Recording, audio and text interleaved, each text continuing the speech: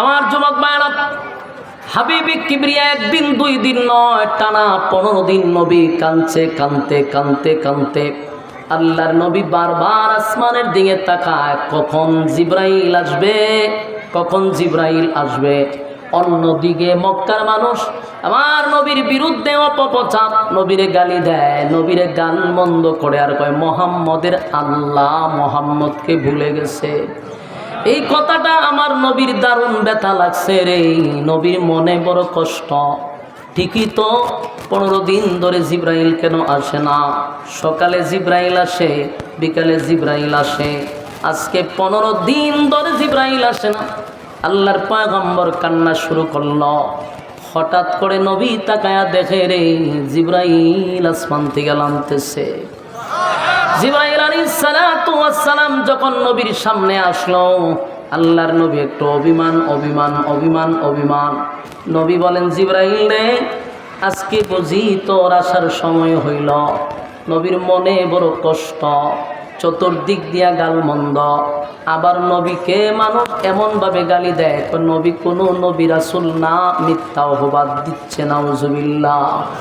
আল্লাহর নবী জিবরাইলের দিকে তাকায় কয়, জিবরাইল রে, আজকে বুঝি তোর আসতে মন চাইল। গোটা মক্কার মানুষ আমারে গালি দেয়, বল কেন 15 দিন আসলি না, কেন 15 দিন আসলি না? জিবরাইল কয়, হুজুর আমি আসতে চাই, আমার মালিক আমারে আসতে দেয় না। আল্লাহর নবী বলেন, জিবরাইল, তাহলে কি মক্কার মানুষ যা বলে তা সত্য? আমার মালিক কি তাহলে আমারে ভুলাই গেছে? আমার মালিক কি আমারে ভুলে গেছে? জিবরাইল কয়, হুজুর না, আপনারে আপনার মালিক ভুলতে পারে না, বলতে পারে না। তবে আপনার মালিক আপনার একটা কথার উপরে অসন্তুষ্ট, আল্লাহর কাছে কথাটা পছন্দ হয় নাই। আল্লাহ বলেন, বন্ধু, 3টা প্রশ্ন লই আপনার কাছে মক্কার মানুষ আসলো, আপনি তাদেরকে জবাব দিলেন, আগামীকালকে আপনি তাদের উত্তর দিয়া দিবেন। এই কথাটা আমি আল্লাহর কাছে মোটেও পছন্দ হয় নাই। আল্লাহর কাছে পছন্দ না হওয়ার কারণে একদিন 2 দিন নয়, 15 দিন পর্যন্ত কোরআন নাজিল বন্ধ। 15 দিন নবীর চোখ দিয়া পানি ঝরছে, 15 দিন নবী গালমন্দ শুনছে, শুধু এতটুক কথা বলার কারণে যে আগামীকালকে প্রশ্নের জবাব দিব। মাঝখানে একটা কথা নবী বলে নাই, সেই কথাটা হলো ইনশাআল্লাহ। যেরকম কি ইনশাআল্লাহ, ইনশাআল্লাহ না বলার কারণে 15 দিন আমার নবী কানল। যুবক ভাইরা, মুরব্বী বাবারা, এখান থেকে উম্মতের বড় শিক্ষা আছে। 15 দিন নবী কাঁদছে ইনশাআল্লাহ না বলার কারণে।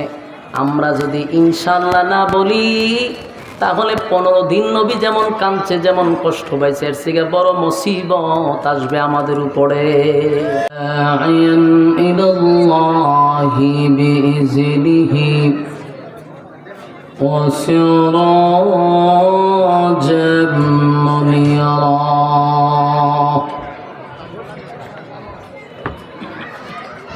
أما بعد فأعوذ بالله من الشيطان الرجيم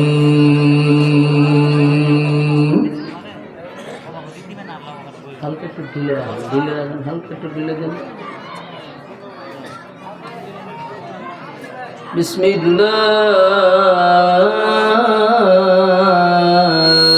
বিসমিল্লাহির রহমানির রহিম।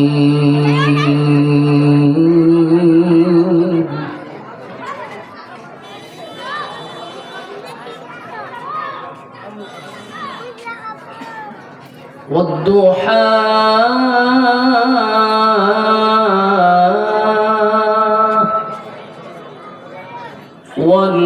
والليل إذا سجى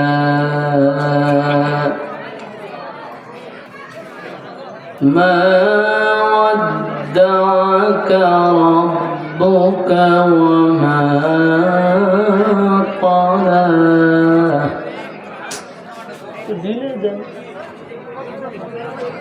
বাংলা কথাই খুদেন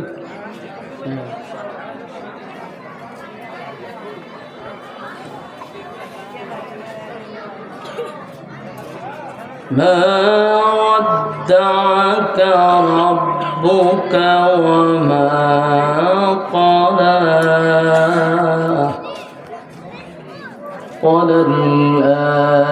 وللآخرة خير لك من الأولى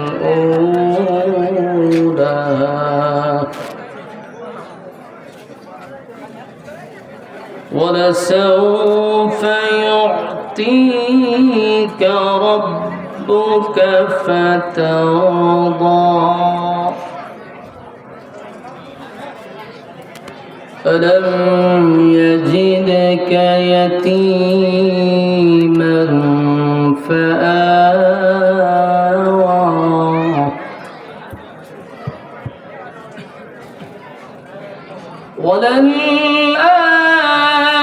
وللآخرة خير لك من الأولى ولسوف يعطيك ربك فترضى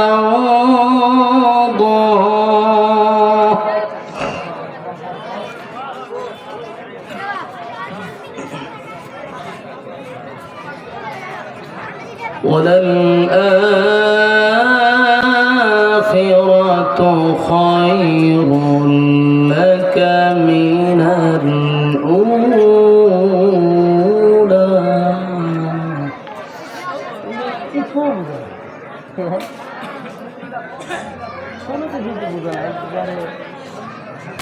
কিচ্ছু বোঝে না লোকটা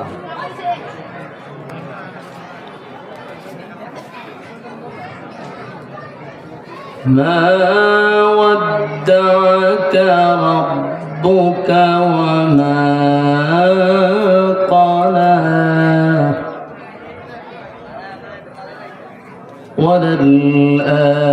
وللآخرة خير لك من الأولى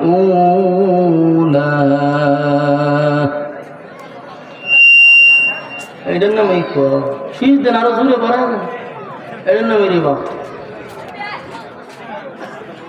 ألم يجدك يتيما فآوى ووجدك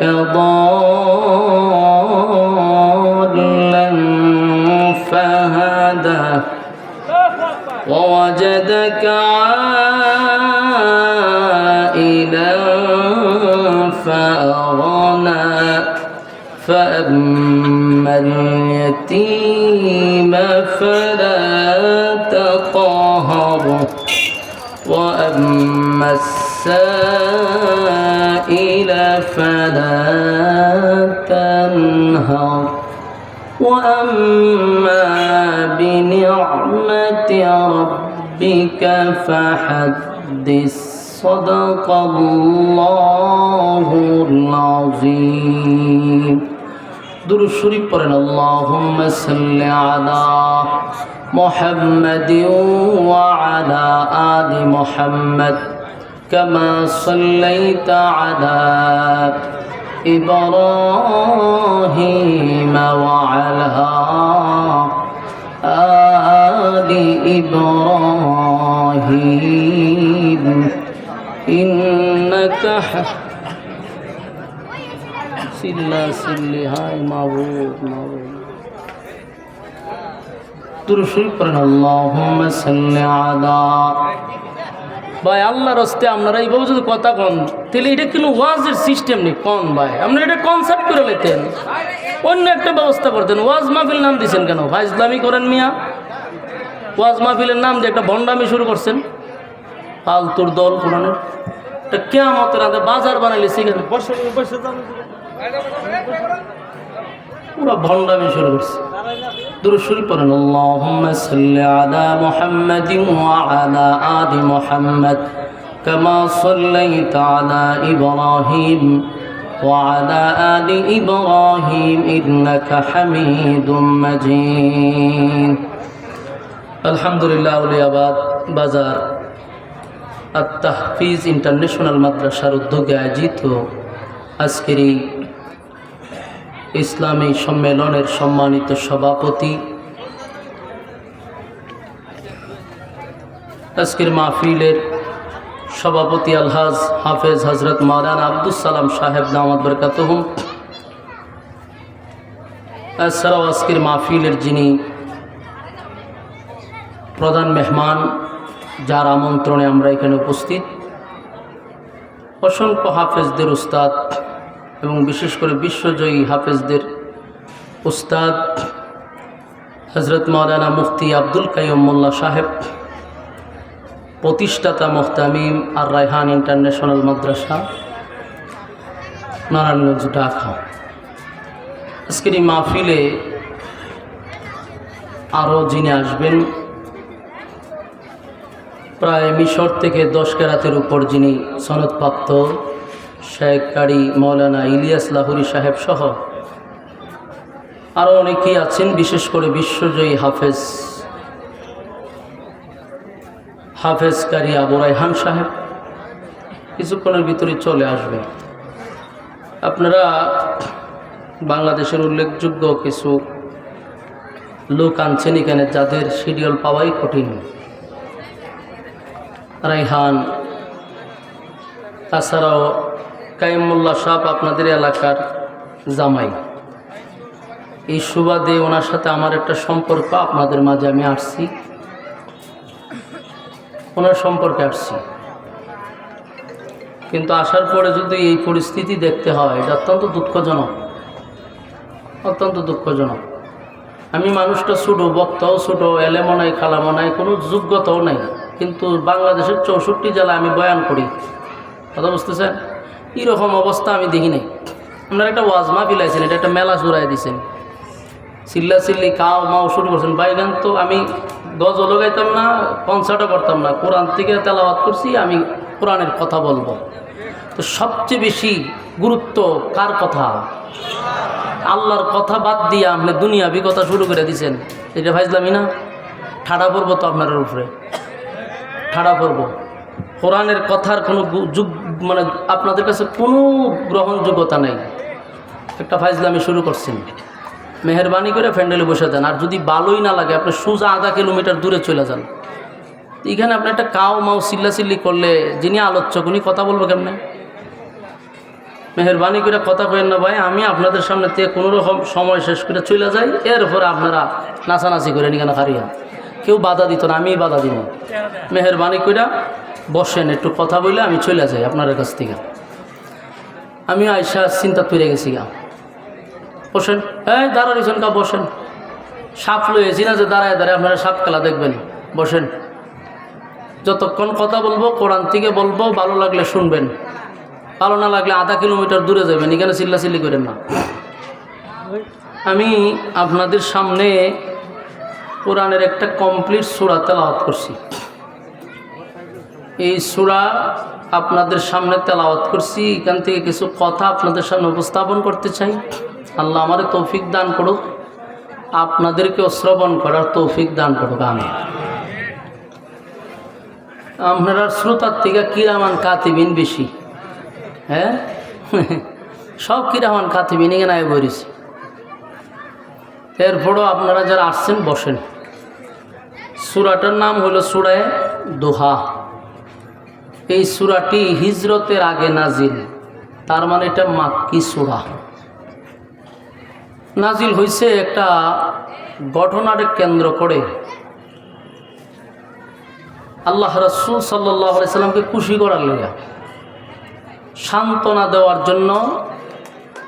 আবার এখান থেকে উম্মতের একটা শিক্ষাও আছে। আমরা যদি একটু মনোযোগ দিয়ে শুনি তাহলে আশা করি কথাগুলি কাজে লাগবে। সূরা দোহা মূলত নাজিল হয়েছিল একটা লম্বা গ্যাপ, কোরআন নাজিল হওয়ার একটা লম্বা গ্যাপ ছিল। ভাই আল্লাহর রাস্তায় আপনার এই শীষমিশ বন্ধ করেন ভাই, বন্ধ করেনি শিশমিশ। আমরা এটা তো মাস্টার বানানি লাগতো না। তো একটা গ্যাপ পড়ছে, বলতে কোরআন নাজিল করা আল্লাহ বন্ধ করে দিছিল। তো এটার অনেক বর্ণনা আছে। রাসূলকে আল্লাহ রেস্টে রাখার জন্য, আল্লাহ রাসূলকে রেস্টে রাখার জন্য কোরআন নাজিল বন্ধ করছে। কারণ কোরআন এটা অনেক ওজন, এটা লোড বেশি। এই লোড হওয়ার কারণে রাসূলের শরীরে তাপ উঠত। আমি তো স্বাভাবিক কথা বলতেছি, যদি আমি স্কেল বাড়াই তা আপনার মাইকের অবস্থা কী হইব? আমার এটা বলেন আপনি, আমি আপনার লেগে তেলাওয়াতটা করলাম না। এরকম একটা প্রোগ্রাম বাংলাদেশের উল্লেখযোগ্য লোকেরা, আপনার একটু সাউন্ড সিস্টেমটা দেখার দরকার ছিল। পুরা মাহফিলটারে ধ্বংস করছে নাকি? বসেন, আর শীষ দিয়ে না, আমার দরকার বলে যেমনে আছে কোনো রকম শ্রোতারা শুনলে চলবে, নয়েজ বাড়ায়েন না। তো কোরআন এটা অনেক লোড, ওজন। আল্লাহর রাসূলের উপরে আল্লাহ নাজিল করছে। তো রাসূলের শরীরে কী অর্থ? তাপ উঠে যেত, রাসূল কাঁপত, তাপ উঠে যেত। যেমন হেরা পর্বতে যখন কোরআন নাজিল হয় তখন আল্লাহ রাসূলের শরীরে তাপ উঠে গেছে। উনি কম্বল দিয়া তারপরে জড়ায় ঘুমাইছিল, কারণ এতটা অবস্থা খারাপ ছিল। আল্লাহ রাসূল এমনটাও বলছে যে আমি মনে হয় আর বাঁচব না। আম্মা জান খাদিজা ওনাকে সান্ত্বনা দিছে। রাসূল চাদর আবৃত অবস্থায় শুয়ে আছে। তো জিবরাইল একদিন আইসা সূরা মুজাম্মিল নিয়ে আসছে, এসা বলতেছে ইয়া আইয়ুহাল মুজাম্মিল, হে চাদর আবৃতওয়ালা। আল্লাহ কিন্তু ইয়া মুহাম্মদ বইলা কোরআনের কোথাও ডাক দিছে না। নবীর নাম ধইরা আল্লাহ কোরআনের কোথাও ডাক দেয় নাই। দেখেন দেখেন সুবহানাল্লাহ আসেনি? আছে তো কোন সুবহানাল্লাহ থাকলে কোন? আমরা কেরাইছেন তামসা দেখতেন, তো সুবহানাল্লাহটা কোন জায়গাত বলতেইব ওটা বলেন। শিখেন, এগুলো শিখেন, খালি নাচানাচিত না, একটু শিখার চেষ্টা করেন। রাসূল সাল্লাল্লাহু আলাইহি সাল্লামের কাছে যখন কোরআন নাজিল হয়েছে, তো আল্লাহ কোরআনের এই যতগুলা আয়াত আছে, যতগুলা সূরা আছে, আপনি তালাশ করে দেখেন কোথাও নবীর নাম ধরে আল্লাহ ডাক দিছে না। মানে বন্ধুরে উফাদি বইলা ডাক দিছে, কিন্তু নাম ধরে ডাক দিছে না। কতটুক সম্মান মর্যাদা রাসূলের। তো যেদিন শুয়ে রয়েছে সেদিনও আল্লাহ ইচ্ছা করলে ইয়া মুহাম্মদ বলে ডাক দিতে পারত, কিন্তু আল্লাহ বন্ধুর নাম ধরে ডাক দেয় না। বলছি ইয়া আইয়ুহাল মুজাম্মিল, হে চাদর আবৃতওয়ালা, কুমিল লাইলা ইল্লা কালিলা। আপনি দাঁড়ান, এইভাবে শুয়ে থাকলে কি চলবে? আপনারা যেই কাজের জন্য আমি পাঠাইছি এই মিশন সাকসেস করতে হবে। আপনি দাঁড়িয়ে যান, রাতের অংশে যে কোনো এক অংশে আপনি দাঁড়িয়ে যান। নিসফাহু আও ইনকুস মিনহু কালিলা, রাতের 2 ভাগের যে কোনো এক ভাগে। কারণ শুয়ে থাকলে আপনার মিশন সাকসেস হবে না। আমি যে কাজের জন্য আপনাকে পাঠাইছি এই কাজ চালায় যেতে হবে। এই জন্য আল্লাহ উফাদি বলে ডাক দিয়েছে ইয়া আইয়ুহাল মুজাম্মিল কুমিল লাইলা ইল্লা কালিলা নিসফাহু আও ইনকুস মিনহু কালিলা। ইয়া আইয়ুহাল মুজাম্মিল, হে চাদর আবৃতওয়ালা। রাসূলকে আল্লাহ উফাদি বইলা বইলা ডাক দিছে। যখনই ডাকার মন চাইছে আল্লাহ ইয়াসিন বইলা ডাক দিছে, তাহা বলে ডাক দিছে, হ্যাঁ ইয়া আইয়ুহাল মুদ্দাসসির বলে ডাক দিছে, কিন্তু ইয়া মুহাম্মদ বলে ডাক দেয় নাই। তাহলে রাসূলের প্রতি আল্লাহ এটা আলাদা একটা মহাব্বত, বন্ধুর প্রতি বন্ধুর একটা আলাদা মহাব্বত, নাম ধরে ডাক দিছে না। এখন দেখেন রাসূল সাল্লাল্লাহু আলাইহি সাল্লাম শুয়ে আছে, আল্লাহ বলতেছেন আপনি উঠুন, রাতের শেষ অংশে দাঁড়িয়ে যান। দাঁড়িয়ে কি করেন? ওয়ারাত্তিলিল কুরআনা তারতিলা, রাতের শেষ অংশে আপনি দাঁড়িয়ে ওয়ারাত্তিলিল কুরআনা তারতিলা, আপনি তারতিলের সাথে কোরআন তেলাওয়াত করেন। বন্ধুরে সান্ত্বনা দিতেছে, দাঁড়িয়ে যান, দাঁড়িয়ে কোরআন তেলাওয়াত করেন। তো এই যে কোরআন নাজিল হয়, রাসূল কাঁপনি শুরু করে, রাসূলের শরীরে কম্পন সৃষ্টি হয়। এই জন্য আল্লাহ মাঝখানে কোরআন বন্ধ করে দিছে 15 দিন, কেউ কয় 40 দিন। কিন্তু এর অনেকগুলা ব্যাখ্যা আছে যে কেন কোরআন নাজিল করা বন্ধ করলো। আরেকটা কারণ, আরেকটা উল্লেখযোগ্য কারণ হলো মক্কার মানুষ আল্লাহ রাসূলের সামনে এসে একদিন বসছে। কারণ তখন মক্কাতে লোক দল ছিল তিনটা, দ্বিত্ববাদী, তিত্ববাদী, বহুবাদী। কেউ দুই খোদায় বিশ্বাস করে, কেউ তিন খোদায় বিশ্বাস করে, কেউ বহু খোদায় বিশ্বাস করে। তার রাসূল দাওয়াত দেয় একত্ববাদী খোদার। তো মক্কার মানুষ বলল, আমরা জন্মের পর থেকে বাপ দাদার ধর্ম পালন করতেছি যেই জায়গায়, সেখানে তুমি আইসা একত্ববাদী এক খোদার দাওয়াত দাও, এটা আমরা মানতে পারি না। আমাদের খোদা আছে, বহু খোদা আছে, রিজার্ভ আছে খোদা। আমরা এই এক খোদা মানব কেন? তোমার খোদার সংখ্যা কম, আমাদের খোদার সংখ্যা বেশি। যুক্তি দেখছেন? আপনারা আমার ওয়াজ বুঝেননি, মাত বুঝেন। আমি আপনারা সামনে বসছি, আপনারা কি নিয়ত করছেন যে কোনো কথাবার্তা আপনারা কইতেন না? হন অন্দি খুব ভালো মানুষ হয়ে গেছেন আপনারা, অন্তত ওকে হা নাটা কইয়েন, হা না কইয়েন। কতক্ষণ চিল্লাইছে হেরা, আপনারা যে কথাই বন্ধ করে লেছেন। তা আমি বুঝুম কেমনে যে আমার কথা বুঝতেছেন? রাসূল সাল্লাল্লাহু আলাইহি সাল্লাম দাওয়াত দেখো খুদার, একজন রবের দাওয়াত দিচ্ছে, আর তারা দ্বিত্ববাদী, তিত্ববাদী, বহুবাদী। বহুবাদী মানে বহু খুদায় বিশ্বাস করে। তো তারা বলল যে আমরা এত খুদা থাকতে আপনি একজন খুদার দাওয়াত দেওয়ার দরকারটা কি? আমরা সাথে এসে পড়েন। আল্লাহ রাসূল বলল, নিজের হাতে খুদা বানায় এটারে তোমরা নিজের হাতেই বানায় এটারে তোমরা রব মনে করো। আমি যে দাওয়াত দিচ্ছি উনি আসমান জমিনের মালিক, যার জন্ম নাই, যার মৃত্যু নাই, যার খাওয়ান নাই, যার ঘুম নাই, তিনি চিরঞ্জীব।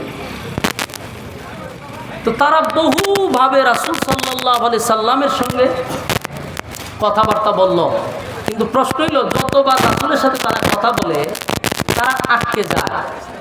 রাসূলকে প্রশ্ন করে রাসূল উত্তর দেয়, রাসূলকে যখন প্রশ্ন করে তখন রাসূল কি উত্তর দেয়, আর রাসূল যখন তাদেরকে প্রশ্ন করে তাদের রব সম্পর্কে, তারা আটকা যায়, মানে উত্তর দিতে পারে না। তখন তারা বারবার লজ্জিত হয়েছে।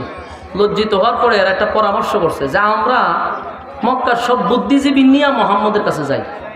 কিন্তু আশ্চর্যের বিষয়, আমরা যতগুলো প্রশ্ন করি উনি খণ্ডন করে, সুন্দর করে, আমাদের সেখানে কোনো প্রশ্ন থাকে না। আর উনি যখন আমাদের রব সম্পর্কে প্রশ্ন করে আমরা উত্তর দিতে পারি না, রীতিমতো কিন্তু আমরা এক ধরনের বেজ্জতি হচ্ছি। তখন তারা পরামর্শ করলো, ঘটনাটা কি? আমরা এইভাবে বারবার যাব আর বারবার বেজ্জতি হবো, এটা তো হয় না। তো এদের মধ্যে একজন উত্তর দিল যে আমরা যদি কিয়ামত পর্যন্ত ওনার সাথে টকশুতে বসি আমরা বারবারই হারব, কারণ ওনার কাছে যে এলেম এটা আসমানি এলেম, এই এলেমের সাথে আমরা টাক্কর দিলে পারবো না। তখন বলল যে এখন আমাদের কি করার, কি করতে পারি? তো এদের মধ্যে একজনে বুদ্ধি দিল যে এক কাজ করো, আসমানি এলেমওয়ালা লোক কোথায় আছে এদেরকে হায়ার করে আইনা মুহাম্মদের সাথে বসায় দাও। তখন বলল যে আমরা এখন কোথায় পাবো? গোটা মক্কা নগরী তালাশ করছে, তাওরাতের আলেম নাই, আসমানি আলেমওয়ালা লোক নাই। এরা 450 কিলোমিটার দূর দৌড়াইয়া গেছে। কোথায়? মদিনায়। সেখানে আবার তাওরাতের আলেমের অভাব নাই। এরার সিদ্ধান্ত হলো আমরা হায়ার করে নিয়ে আসবো মুহাম্মদকে হারানোর জন্য। নাউজুবিল্লাহ, এটা কি সম্ভব? আপনারা বিগত 16 বছর টকশো দেখছেননি টিভিতে? কিতা দেখছেন? তে আওয়াজ দিনা টিকটক দেখেন বই বইয়া, তো কথা তো হইতেন বলে দেখছি। কিতা দেখছে? 5টা নাস্তিকরে বসাইতো টকশুতে আর একজন আলেমরে নিত। এটা পরিকল্পিতভাবে আলেম সমাজকে সমাজের সামনে মানে পরিকল্পিতভাবে অপমান করা, এটা হলো তাদের মূল টার্গেট ছিল। তখন এরা উপস্থাপন যে করে এটা শুদ্ধ নাস্তিক। তো একজন আলেমরে বসাইতো, ওই 5-6টা মিললে হুজুরে ধরতো। আর হুজুর আল্লাহর কি রহমত দেখেন, ঠান্ডা মাথায় এরারে সাইজ করতো। আপনারা বিশেষ করে আমাদের শাখাওয়াত হোসেন রাজি সাহেবের টকশুগুলো একটু দেখেন, উনি খুব ঠান্ডা মেজাজের মানুষ। টকশুতে যখন নাস্তিকরা ওনারা ধরতো, উনি ঠান্ডা মাথায় সবগুলোরে সাইজ করতো। আমি মাঝে মাঝে আশ্চর্য হইতাম যে এত উচ্চ শিক্ষিত যেগুলারে তৎকালীন সময় সরকারে বুদ্ধিজীবী হইতো। কি হইতো? বুদ্ধিজীবী। এটিরে খাওয়াইয়া ফালতো। যেমন একটা আছেন মুরগি সুরা শাহরিয়ার কবির, এটাও আছেন বলে বুদ্ধিজীবী। এটার কাছ থেকে আবার সরকারে বুদ্ধি নিত যে কিভাবে মুরগি চুরি করা যায়, কিভাবে সাপ্লাই দেওয়া যায়। আবার এই চুরির যত বুদ্ধি আছে এই মুরগি চুরাই দিত। একবার পড়ছে আব্বাস সাহেবের কাছে, আব্বাস হিসেবে মুস না দিয়ে হের মুস সব টাইনা তুলে লাইছে, এমন দরা ধরছে হেরে। কতক্ষণ পরে পরে আমার ছেড়ে দেওয়ান জানা, বাবারে তুই ফরসত কার কাছে, এমন জায়গা ফরসত যাই আব্বাসির সামনে বইতো তো জুতাদা বাইরে আর মুস সব পালা দিল। তো আমি ওই যখন সূরায়ে দুহার শানে নজুলটা আপনারা একটু ফিরে দেখতেন, আমি মিলাইছি বিষয়টা যে ঘটনা তো সত্য।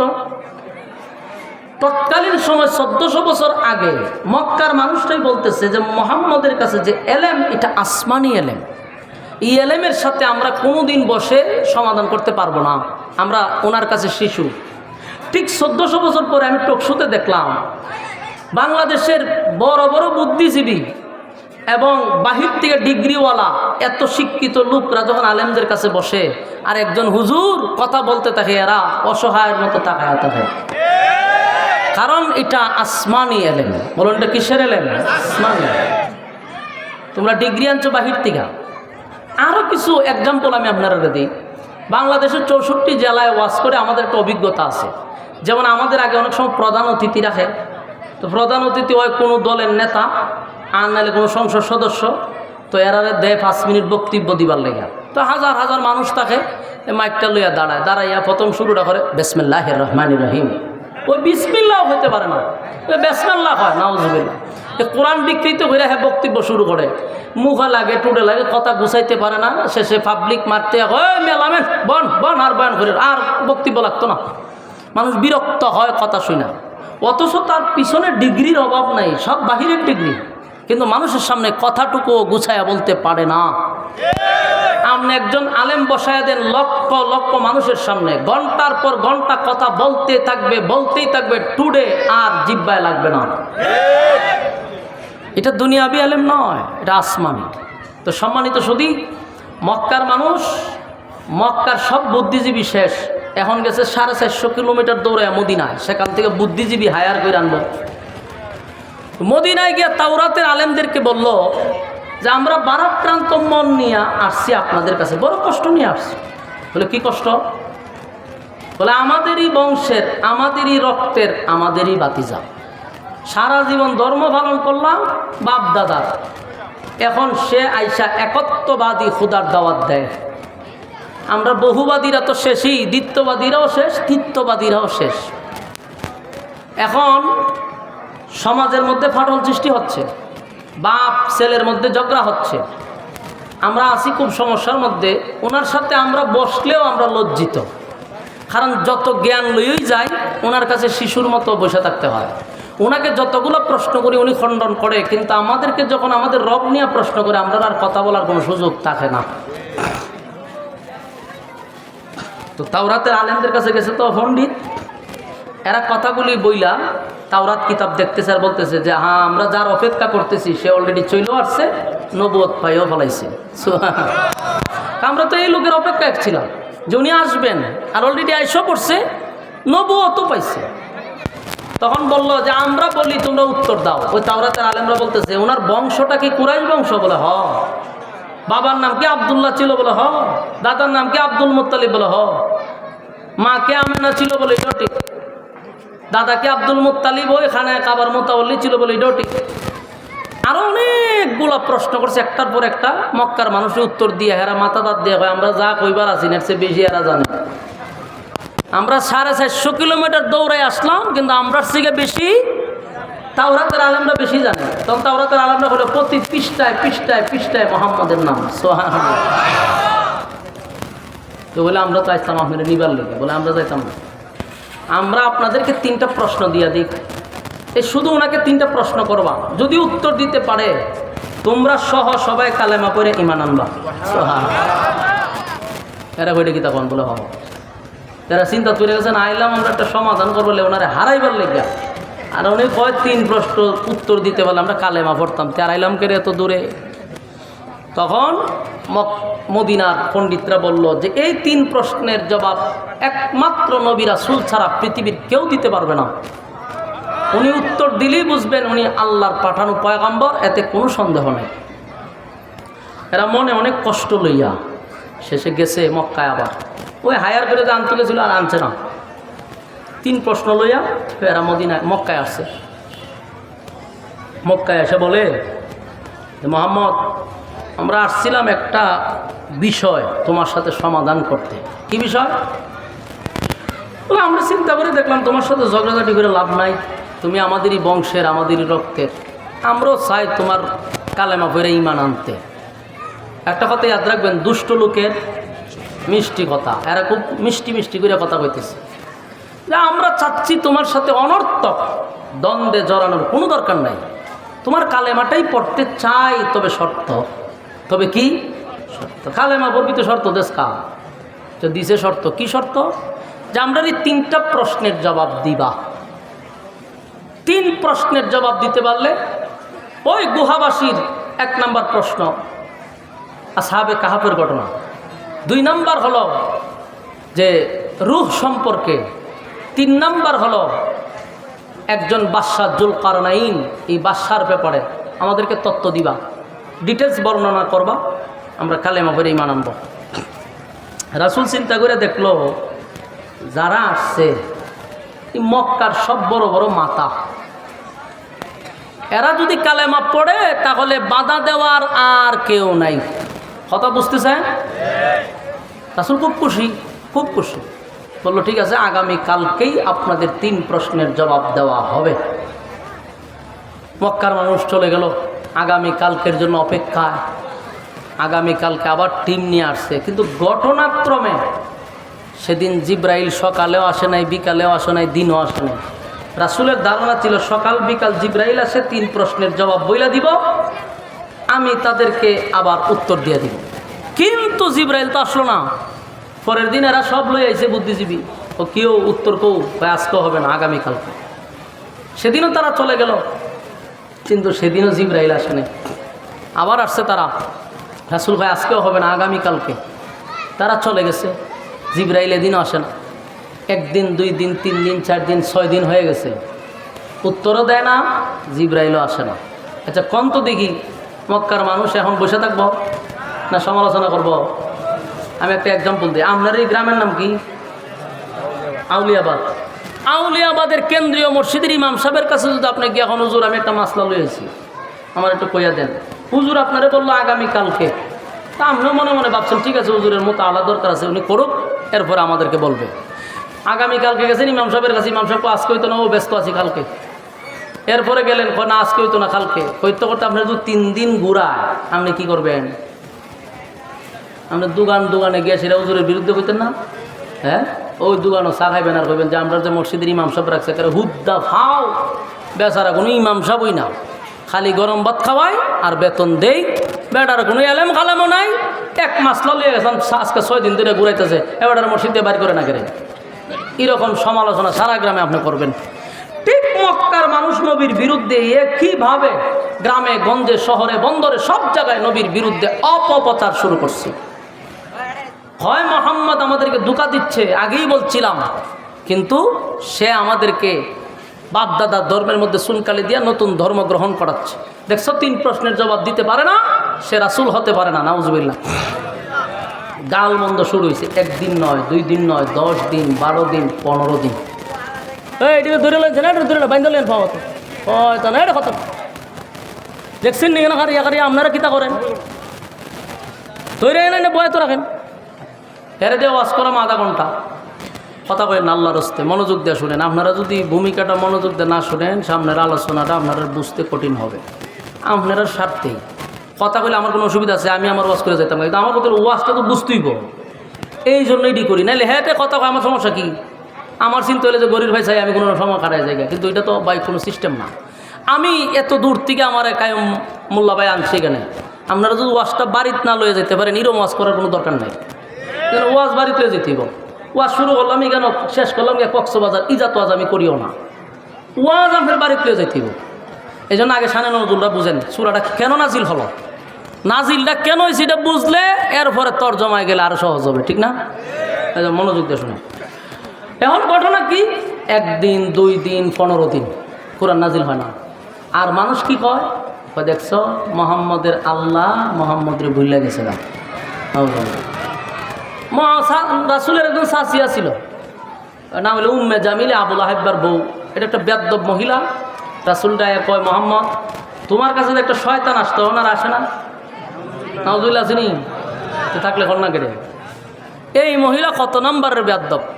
তার মানে জিব্রাইলরে বুঝাইছে, রাসূলের মনে অনেক কষ্ট পাইছে। আবার মক্কার মানুষ কইতেছে, দেখছো নি মোহাম্মদের আল্লাহ মোহাম্মদরে বলছে, এখন আর আসে না কেউ। এরকম কষ্ট যেমন নবীর ভিতরেও আছে, কেন উত্তর দিতে পারলো না এটা নিয়ে যেমন যারা গালাগালি করতেছে, আর নবীর কষ্ট হলো জিব্রাইল কেন আসে না, এতদিন ধরে জিব্রাইল আসে না। তার মানে মক্কার মানুষদের বলতেছে আল্লাহ আমার ভুলে গেছে। আল্লাহ কি ভুলেই গেল? নবীর ভিতরে এটা একটা কষ্ট। আমার যুবক ভাইরা, হাবিবে কিবরিয়া একদিন দুই দিন নয়, টানা 15 দিন নবী কাঁদছে, কাঁদতে কাঁদতে কাঁদতে আল্লাহর নবী বারবার আসমানের দিকে তাকায়, কখন জিব্রাইল আসবে, কখন জিব্রাইল আসবে। অন্যদিকে মক্কার মানুষ আমার নবীর বিরুদ্ধে অপপ্রচার, নবীরে গালি দেয়, নবীরে গাল মন্দ করে, আর কয় মোহাম্মদের আল্লাহ মোহাম্মদকে ভুলে গেছে। এই কথাটা আমার নবীর দারুণ ব্যথা লাগছে রে, নবীর মনে বড় কষ্ট। ঠিকই তো 15 দিন ধরে জিব্রাইল কেন আসে না? সকালে জিব্রাইল আসে, বিকালে জিব্রাইল আসে, আজকে 15 দিন ধরে জিব্রাইল আসে না। আল্লাহর পয়গম্বর কান্না শুরু করলো। হঠাৎ করে নবী তাকায়া দেখে রে, জিব্রাইল আসমান থেকে নামতেছে। জিব্রাইল আলাইহিস সালাতু ওয়াস সালাম যখন নবীর সামনে আসলো, আল্লাহর নবী একটু অভিমান। নবী বলেন, জিব্রাইল রে, আজকে বুঝি তোর আসার সময় হইল। নবীর মনে বড় কষ্ট, চতুর্দিক দিয়া গালমন্দ। আবার নবীকে মানুষ এমনভাবে গালি দেয়, নবী কোনো নবী রাসূল না, মিথ্যা অপবাদ দিচ্ছে, নাউজুবিল্লাহ। আল্লাহর নবী জিব্রাইলের দিকে তাকায় কয়, জিব্রাইল রে, আজকে বুঝি তোর আসতে মন চাইল। গোটা মক্কার মানুষ আমারে গালি দেয়, বল কেন 15 দিন আসলি না, কেন 15 দিন আসলি না?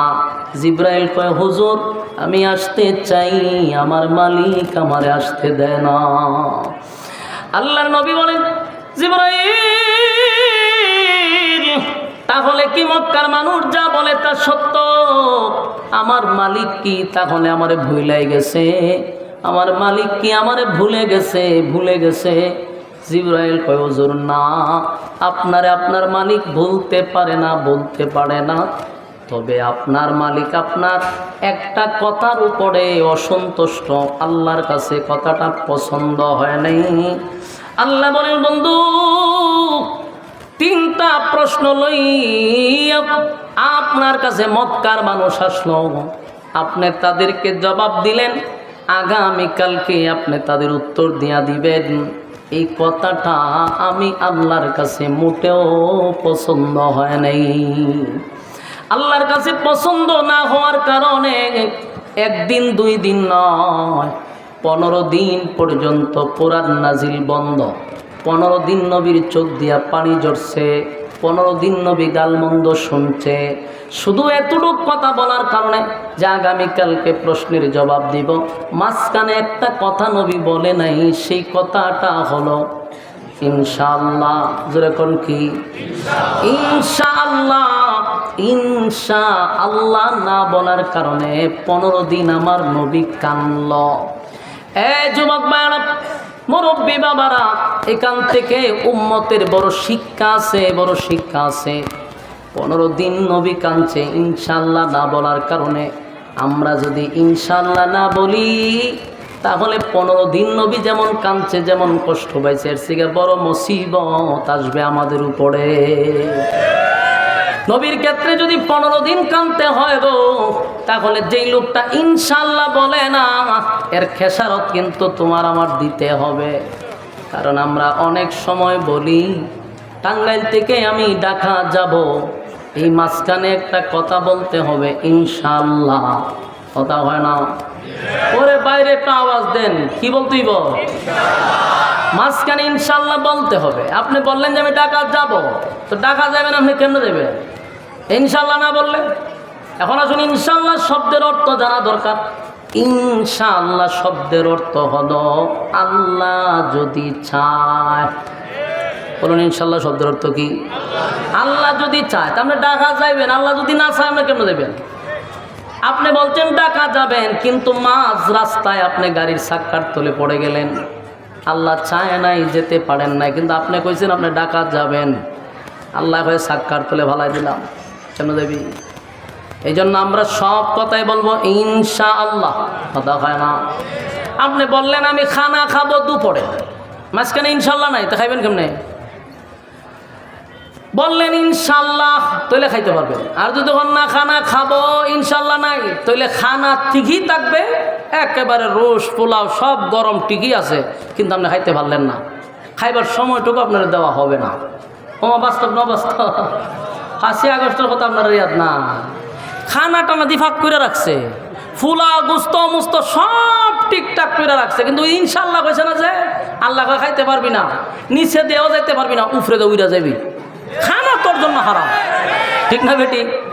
এটা হলো চিরসত্য। আমি বলছি খানা খাবো, কিন্তু আল্লাহ কয় তোর আর বাংলাদেশে এক মুঠো খাবারও তোর রিজিকে নাই, খাইতে পারবি না। তোর খাবার অন্যরা খাইব, যারা গণভবনে ঢুকছে আর গিয়া খাইছে, গিয়া দে মাশাআল্লাহ গরম, একবারে গরম, তখন বোঝা যায় আর লেগে ভাগ করে তুইছে। যার খাওয়ার কথা ছিল সে কি খাইতে পারছে? যার খাওয়ার কথা ছিল সেও খেতে পারলো না। অথচ কত স্বপ্ন, কত পোলাও, কত রোস, কত মেহমানের জন্য খাবার পাক করার রেডি ছিল, কিন্তু আল্লাহ যদি খাইতে না দেয় রে, সব তোমার সামনে থাকলেও খাইতে পারবা না। এটাই হলো চিরবাস্তব, ঠিক নেই? খার খাবার খেয়ে খাইল, হ্যাঁ, খার খাওয়ান খেয়ে খাইল। আচ্ছা, জীবনে কি কেউ ভাবছে প্রধানমন্ত্রীর খাবার সাধারণ জনগণে খাইব? এটা কোনোদিন ভাবা যায়? আল্লাহ যদি চায় প্রধানমন্ত্রীর খাবার সাধারণ কৃষকেও খাইতে পারে, যেটা অসম্ভব। এটা সম্ভব করে কে? এইটা নিয়ে আপনি একটু ভাইবেন। জীবনে কোনোদিন কল্পনাও করা যায় না যে ডক্টর ইউনূসের খাবার মনে করেন সাজায় রাখছে, আমি বক্তায় গিয়া খামো, এটা কল্পনা করা যায়? কিন্তু আল্লাহ যদি চায় তাহলে এরকমটা কইরা দেখাইতে পারে, দেখায় না? শেখ হাসিনার খাবার আপনি খাইবেন, এটাকে আপনি ঘুমায় কল্পনা করছেন কোনোদিন? স্বপ্নে দেখলো তো আপনার 3 বার আস্তা করলে ভর্তি হইব, বুকে ফু দিতে হইব, এরপর আয়তুল কুরসি ভর্তি হইব, আরও 5 জন মৌলবী ডাক্তার নামে শরীরে ফু দিতে হইব। যে আপনি কেড়ে মনে মনে ভাবছেন, এটা আপনার অপরাধ। তাবিজ গলার ঝুলাই দেওয়ার দরকার আপনার, যে কেন আপনি ভাবলেন। কিন্তু অসম্ভবটাকে আল্লাহ সম্ভব করে দেখাইছে। যার জন্য খাবার রেডি, হেরে আল্লাহ গারো দৌড়ে উপরে দৌড়াই দিছে, আর নিচে দিয়া এক কৃষকরা খানা খায়, ভোলা বানে খায়। সুবহানাল্লাহ। এটা হলো ইনশাআল্লাহর গুণ। এটা কি? ইনশাআল্লাহ খানা খাবো যদি কইতো, তাহলে আল্লাহ এক মডেলের খাওয়াই আর উপরে তো লইলে কথা কই না দি। কিন্তু ইনশাআল্লাহ বলে নাই। আপনারাও সব কাজে আজকের পর থেকে কি বলবেন? ওই যে ইনশাআল্লাহ যে কইতো না, এরা আওয়াজই বোঝা যায়। এরা আল্লাহ কোন পদার্থ দিয়া বানাইছে আল্লাহ মাবুদ ভালো জানে। এই মিয়া ইনশাআল্লাহ কইবেন নি? আপনারা যে কইতেছেন এটা তো বোঝা যায় যে আপনারা এইটার পক্ষে না, আওয়াজ কম। বলুন সব কাজে কি কইবেন? ইনশাআল্লাহ কইতেইব। আমি যে আজকে ওয়াজ করলাম, আপনারা যদি একজন ওইটা মনোযোগ দিয়ে আমল করেন আর কন, তাহলে আমার এটাই যথেষ্ট। আপনারা বলবেন সব আমি ভাবো, ঠিক না? ইনশাআল্লাহ বলতে হবে সব কাজে। মাহফিল শেষ করে বাড়িতে যাবো, এখানে ইনশাআল্লাহ, আনালে গাড়ি চাক্কার তোলে ভালো দিব আল্লাহ। হ্যাঁ, বলবেন ইনশাআল্লাহ সব কাজে। কি ইনশাআল্লাহ বলতে হবে? ইনশাআল্লাহ বলতে হবে, সব কাজের শুরুতেই হবে ইনশাআল্লাহ। তার মানে হলো আল্লাহ যদি চায়, আল্লাহ যদি চায়, আল্লাহ যদি চায়, ঠিক নেই? আমার যুবক ভাইরা, আল্লাহর হাবিব জিবরাইল কয়, হুজুর আমার মালিক এই কথাটা পছন্দ করে নাই গো, পছন্দ করে নাই। আপনি যদি বলতেন ইনশাআল্লাহ আগামীকালকে উত্তর দিয়া দিব, তাহলে 15 দিন জিবরাইলকে আটকানো হতো না। আমার যুবক ভাই, এখান থেকে উম্মতের একটা শিক্ষা রে। আরেকটা কথা হলো, নবীরা তো ভুলে না, আল্লাহ ভুলায়া দেয়। এটা হলো আমাদের আকীদা। এটা কি? সমস্ত নবীরা মাসুম, মাসুম, তাদের কোনো গুনাহ নাই। আবার নবীরা ইচ্ছাকৃত ভুল করে না, আল্লাহ তাদেরকে দিয়া ভুল করায়। ভুল না করাইলে উম্মত শিখবো কোথার থেকে? এই জন্য নবীদেরকে ভুলাইয়া দেয় উম্মতকে শেখানোর জন্য। নবী যদি ইনশাআল্লাহ না বলতো, আমরা জীবনেও ইনশাআল্লাহ বলতাম না। কথা কোন ঠিক নেই? এই জন্য ইনশাআল্লাহ প্রতিটা কাজে বলা দরকার। আল্লাহ কয় বন্ধু আপনার এই কথাটাই শুধু আমার কাছে অপছন্দ হয়েছে, কিন্তু বন্ধু আপনারে আমি ভুলি নাই, ভুলতে পারি না। কিন্তু নবী তো অভিমান, নবীর মনে কষ্ট। মক্কার মানুষ নবীরে দেখলে কয় মোহাম্মদের আল্লাহ মোহাম্মদকে ভুলে গেছে। আর নবী কাঁদছে কয়দিন? 15 দিন। 15 দিন কাঁদছে রে, 15 দিন কাঁদলো। আল্লাহ তার বন্ধুরে খুশি করার জন্য, আনন্দ দেওয়ার জন্য, বন্ধুর অভিমান ভাঙানোর জন্য সূরা দোহা নাজিল করছে। 15 দিন গ্যাপ, কোরআন নাজিল হয় না। এরপরে যে সূরা নাজিল সেটা দোহা। এই সূরার দোহার প্রতিটা আয়াতের দিকে আপনি একটু লক্ষ্য করবেন। আমি যখন বলবো আপনি শুধু অর্থের দিকে খেয়াল করবেন, অর্থের দিকে খেয়াল করবেন, বুঝবেন যে প্রতিটা আয়াতই যেন নবীরে খুশি করার লেগে নাজিল করছে। সুবহানাল্লাহ। 15 দিন নবী কান্না। এরপর আল্লাহ সূরা দোহা নাজিল করে। দোহার শুরুতে 2টা কসম করছে। জোরে কোন কয়টা? আরো জোরে। 2টা কসম করছে। আল্লাহ তখন সূরা দোহা নাজিল করে বলেন ওয়াদ-দুহা ওয়াল-লাইলি ইযা সাজা। ওয়াদ-দুহা, দিনের আলোর কসম। ওয়াদ-দুহা, দিনের আলোর কসম। ওয়াল-লাইলি ইযা সাজা, রাতের অন্ধকারের কসম। রাতের অন্ধকারের কসম। প্রশ্ন হলো এই ওয়াদ-দুহার আরেকটা ব্যাখ্যাও আছে। ওয়াল্লাইলি ইযা সাজার আরেকটা ব্যাখ্যাও আছে। ওয়াদ-দুহা, দিনের আলোর কসম। ওয়াদ-দুহার আরেকটা অর্থ হলো নবী আপনার সুন্দর উজ্জ্বল চেহারার কসম। সুবহানাল্লাহ। বন্ধু তার কসম, বন্ধু তার চেহারার কসম করছে, বন্ধু তার চেহারার কসম করছে। ওয়াদ-দুহা, আপনার সুন্দর উজ্জ্বল চেহারার কসম, উজ্জ্বল চেহারার কসম। ওয়াল্লাইলি ইযা সাজা, আপনার কালো চুলের কসম, আপনার কালো চুলের কসম। বন্ধুর চেহারার কসম করছে রে, বন্ধুর চুলের কসম করছে। আল্লাহ তার বন্ধুরে খুশি করার জন্য চেহারার কসমটা করলো। আল্লাহ তার বন্ধুরে খুশি করার জন্য বন্ধুর সুন্দর সুন্দর চুলের কসম করছে। বন্ধু আপনার চুলের কসম। 2টা কসম করে আল্লাহ বলেন মা ওয়াদ্দাআকা রাব্বুকা ওয়া মা ক্বালা। সুবহানাল্লাহ। 2টা কসম করে বলেন মা ওয়াদ্দাআকা রাব্বুকা ওয়া মা ক্বালা। বন্ধু আপনার রব আপনারে ভুলে নাই, ভুলে নাই, ভুলে নাই। এই যে ভুলে নাই কথাটা বলছে 2টা কসম কেড়ে। বন্ধুরে 2টা কসম কেড়ে বলছে বন্ধু কসম আপনার চেহারার, বন্ধু কসম আপনার চুলের, আমি আপনারে ভুলি নাই। মা ওয়াদ্দাআকা রাব্বুকা ওয়া মা ক্বালা, আপনারে ভুলি নাই, আপনার সুন্দর চেহারার কসম কেড়ে বলছি। বন্ধু যেই অপবাদ আপনারে মক্কার মানুষ দিছে, না বন্ধু আপনারে ভুলি নাই, ভুলি নাই, ভুলতে পারি না। আপনার রব আপনার প্রতি অসন্তুষ্ট হয় নাই। সুবহানাল্লাহ। আমি প্রথমে বলছি প্রতিটা আয়াতের দিকে আপনারা লক্ষ্য করবেন। প্রতিটা আয়াতের অর্থই যেন বোঝা যায় নবীর খুশি করার জন্য, নবীর আনন্দ দেওয়ার জন্য আল্লাহ নাজিল করছে। 15 দিন আমার নবী কানলো রে। আমার আল্লাহ সূরা দোহা নাজিল করিয়া বন্ধুরে এত খুশি করলেন। 2টা কসম করে বলে আপনাকে ভুলি নাই, ভুলতে পারি না। আপনার রব আপনার প্রতি অসন্তুষ্ট হয় নাই। এরপর আল্লাহ বলেন ওয়ালাল আখিরাতু খায়রুল লাকা মিনাল উলা। আল্লাহ বলেন ওয়ালাল আখিরাতু খায়রুল লাকা মিনাল উলা। বন্ধু আপনাকে দুনিয়ায় যা দিছি দুনিয়া কিছুই না। আপনার জন্য পরকালে আমি এর থেকে হাজার হাজার গুণ বেশি বরাদ্দ রাখছি। আমার যুবক ভাইরা, আল্লাহ তার বন্ধুরে আরো খুশি করলেন। ওয়ালাল আখিরাতু খায়রুল লাকা মিনাল উলা ওয়ালা সাউফা ইউতিকা রাব্বুকা ফাতারদা। আল্লাহ কয় ওয়ালাল আখিরাতু খায়রুল লাকা মিনাল উলা। বন্ধু দুনিয়ায় যা দিছি অল্প, এটা স্যাম্পল। পরকালে আপনার জন্য গোডাউন রাখছি, গোডাউন। সুবহানাল্লাহ। তার মানে যিনি দুনিয়া সৃষ্টি করলো তিনি কয় দুনিয়া কিছুই না, যে রব দুনিয়া বানাইলো সে কয় কিছুই না। আপনার জন্য আমি কোটি কোটি গুণ বেশি বরাদ্দ রাখছি পরকালে। বন্ধু আপনারা কইরেন না, অভিমান কইরেন না, যা দিছি কিছুই না, পরকালে আপনার জন্য বরাদ্দ রাখছি।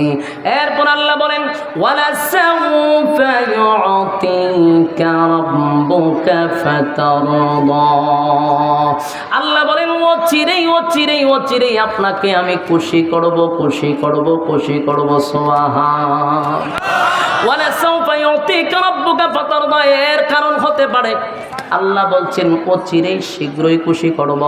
তাফসীর কারকরা বলেন একটা কারণ হতে পারে পরবর্তী মক্কা বিজয়, 2 নাম্বার কারণ হতে পারে মেরাজের রজনী, 3 নাম্বার হতে পারে রোজ হাসরে আমার নবীকে আল্লাহ সুপারিশকার বানাবে।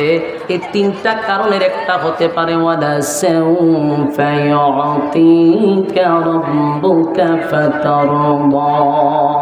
আল্লাহ বলেন বন্ধু আপনাকে চিরেই খুশি করব। যেমন আপনারা দেখছেন দলের জন্য যদি কোনো নেতায় মার খায়, কথা হয় না? চিন্তা করছেন অবস্থা, পাগল কিশোর গ্যাং ম্যাং দিয়ে আপনার এলাকা বইরা লিছে। হ্যাঁ, কথা মনোযোগ আছে না, সাইরা দিতা কথাগুলি মনোযোগ দেন। দুনিয়ার দলের জন্য যদি নেতায় মার খায়, মনে করেন বিএনপির যত নেতা আছে মার খাইছে কার কাছে? আওয়ামী লীগের কাছে। জনমের বাদাম খাইছে না? আমার কথা কয় না, বাদাম দিছে তো, আওয়ামী লীগে ভিড়াইছে। তখন এই যে নেতার মারলো, এই নেতার এখন প্রমোশন বাড়ছে না কমছে? কারণ বিএনপির যতগুলো নেতায় মার খাইছে দলের কাছে তার প্রমোশন বেড়ে গেছে। তাহলে বোঝা যায় মায়ের খাইলে কি বাড়ে? প্রমোশন বাড়ে। আবার যদি বিএনপির কাছে আওয়ামী লীগের জনমের মতো মার খায়, তখন দেখবেন আবার ক্ষমতায় আসলে ক্ষমতায় আর হওয়ার সম্ভাবনা নাই। ফাঁসি তো অলরেডি ফাঁসির রায় হয়ে গেছে না।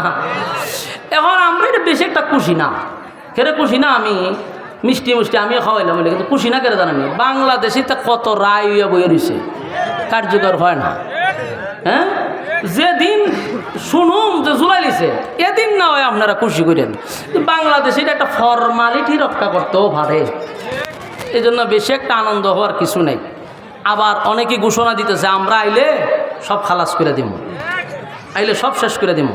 তো দরদি আছে না, এই জন্য তো খুশি হওয়ার কিছু না। একটা রায় দিছে, ফর্মালিটি রক্ষা করছে।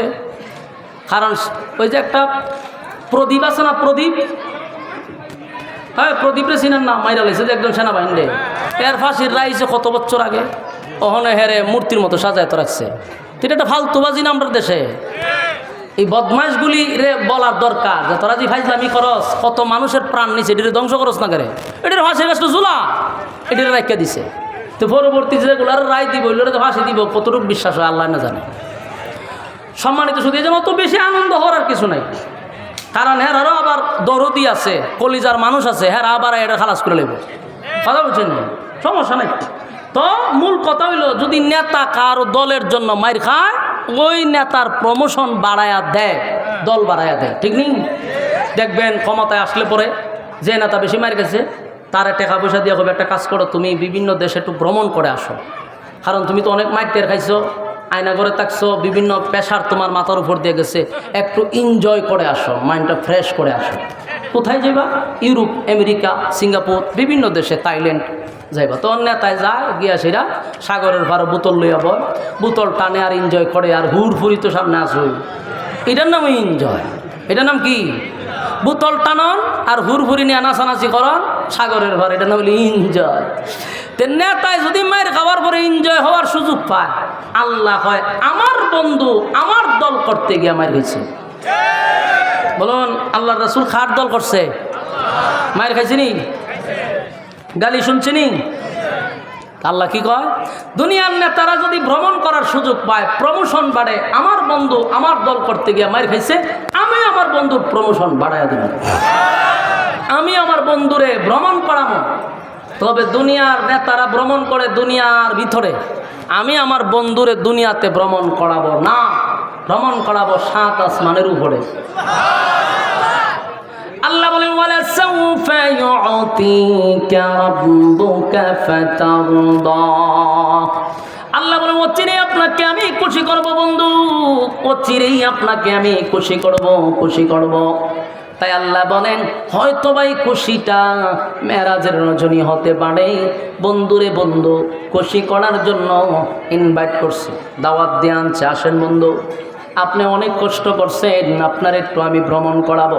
দুনিয়ার কোথাও ভ্রমণ নয় গো, একটা প্রাইভেট কার দিয়া বাইতুল মুকাদ্দাস, সেখানে গিয়া ইমাম বানাইয়া সমস্ত নবীদেরকে আল্লাহ মুসল্লি বানাইয়া নবীর একটা উপাধি দিয়া দিল ইমামুল মুরসালিন। সুবহানাল্লাহ। আরেকটা প্রাইভেট কার দিয়া প্রথম আসমানে নিয়ে গেল, সেখানকার ফেরেশতাদের সঙ্গে দেখা সাক্ষাৎ হইল। এরপরে 2 নাম্বার আসমানে, সেখানেও কথাবার্তা হলো। 3 number, 4 number, 5 number, 6 number, 7 number, সব আসমান গুলাতে সমস্ত ফেরেশতার সঙ্গে নবী কথা বলল। এরপরে ডাইরেক্ট আরেকটা প্রাইভেট কারে নিয়ে গেল একেবারে সিদরাতুল মুনতাহা। সেখানে যাওয়ার পরে জিবরাইলকে হুজুর এখন যে গাড়ি আসবে সেই গাড়িতে ওঠার টিকিট আমারে দিছে না। সুবহানাল্লাহ। একটা টিকিট আছে শুধু আপনার, আমার টিকিট নাই, সুতরাং আপনি এখন চলে যান। পয়গম্বরকে সিদরাতুল মুনতাহা থেকে আরশে আজিম পর্যন্ত নিয়ে গেছে। সুবহানাল্লাহ।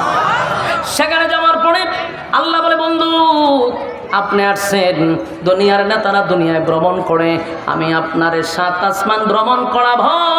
7 আসমান ভ্রমণ করাইয়া বন্ধু জান্নাত জাহান্নাম দেখাবো, জান্নাত জাহান্নাম দেখাইয়া হাউজে কাউসার দেখাইয়া বন্ধুরে আবার দুনিয়ায় পাঠাইছে।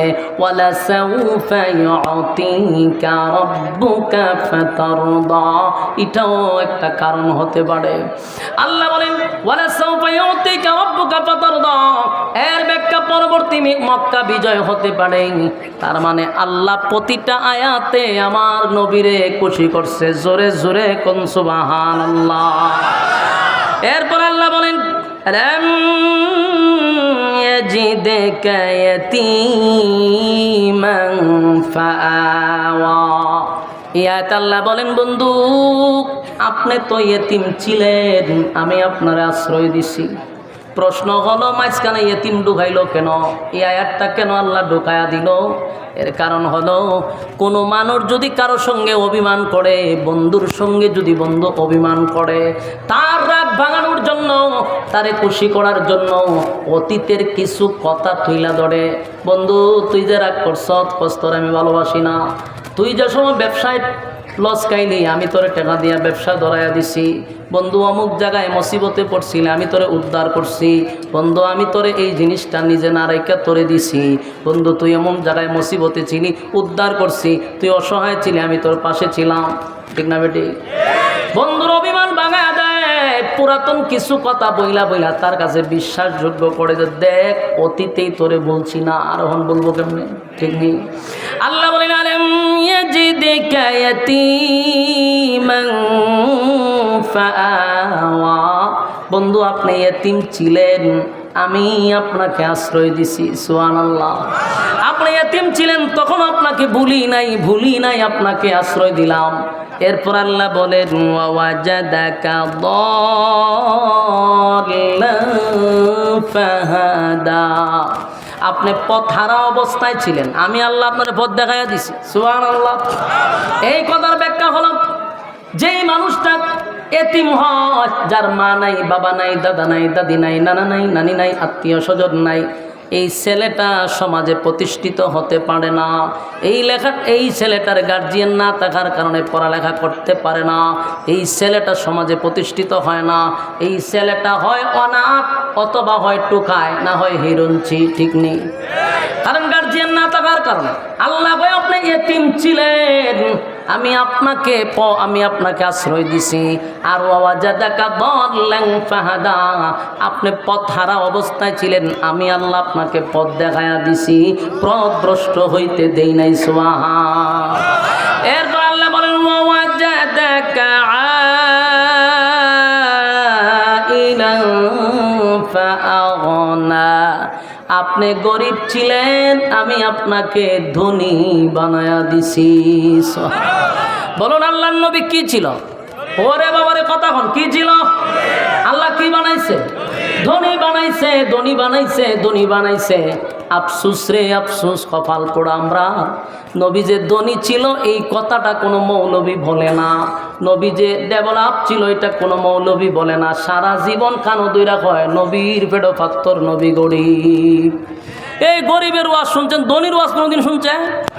আজকে অধিকাংশ নবীর উম্মত জানে না যে নবী এক সময় দেশের রাষ্ট্রনায়ক ছিল, জানেই না নবী দেশ পরিচালনা করছে। অনেক উম্মত এটা জানেই না, খালি জানে নবীর ভেড়া ভাত্তর আছি, নবীর শরীর তালিযুক্ত জামা আছি, নবী গরিব। এইভাবে ওয়াজ করছে, আর নাস্তিকরা এই ওয়াজ মুখস্থ করাই দিছে। আর নাস্তিকরা এই ওয়াজ এমন মুখস্থ করছে, এখন কোনো আলেম যদি রাজনীতি করতে যায়, ওই নাস্তিকরা কয় হুজুর থাকবেন মসজিদ, হুজুর থাকবেন মাদ্রাসা, বাপ মরলে জানাজা তাইবেন, 40 পরানিতে আপনারা দাওয়াত দিব, 20 টাকার একটা নোট দিব, এতটুকু পর্যন্ত আপনি থাকবেন। হুজুর আপনি রাজনীতি আইসেন কেন? এই যে রাজনীতি আসছেন কেন, এই দোষটা যে এরা দেয় এটা এরাও দোষ না, এটা আমরার মতো মৌলবীরার দোষ। কারণ ওয়াজ করতে গিয়ে গরিব কইয়া কইয়া ফেটো ভাত্তর দিয়ে হুজুর রে নবীরে ফেটোর ভাত্তর ঢুকাইয়া দেয়, গরিব কইয়া ওয়াজ শেষ করে হেউই কইল নবীর ফেটো ভাত্তর, হেউই গিয়ে আবার মুরগের রানো টান দেয়। বাস্তব না বাস্তব? তুই না নবীর ওয়াজ করলি, নবীর ফেটো ভাত্তরতে গিয়ে মুরগের রানো টান দিলি কেমনে? তুই খাওয়ান বাদ দিয়ে দে, বলে আমার নবী খাইছে না, খাইতাম না। বন্ডামি, পিঠের সামরা তুলে লেবার দরকার ছিল। ওয়াজ অর্ধেক করস না করে। নবী গরিব ছিল কথা সত্য, নবী দেশের রাষ্ট্রনায়ক ছিল, দেশ পরিচালনা করছে, সেই কথা বলো না কেন? শুধু নবী দেশ রাষ্ট্র চালনা করে নাই, নবী দেশ পরিচালনা করছে, আবু বকর দেশ পরিচালনা করছে, উমর দেশ পরিচালনা করছে, উসমান দেশ পরিচালনা করছে, আলী দেশ পরিচালনা করছে, আলীর সন্তান দেশ পরিচালনা করছে। আমরা রাজনীতি পাইছি কই? এরা আমরা জিগামো তোরা রাজনীতি পাইছি কই? আমরা জিজ্ঞাসা, আমরা রাজনীতি কোথার থেকে পাইছি যদি জিজ্ঞাসা করো, আমাদের বলার মতো এভিডেন্স আছে, বলতে পারবো রাজনীতি কোথার থেকে শুরু করছি, কোথায় গিয়ে শেষ করব, আমাদের শুরু আছে, আমাদের শেষ আছে।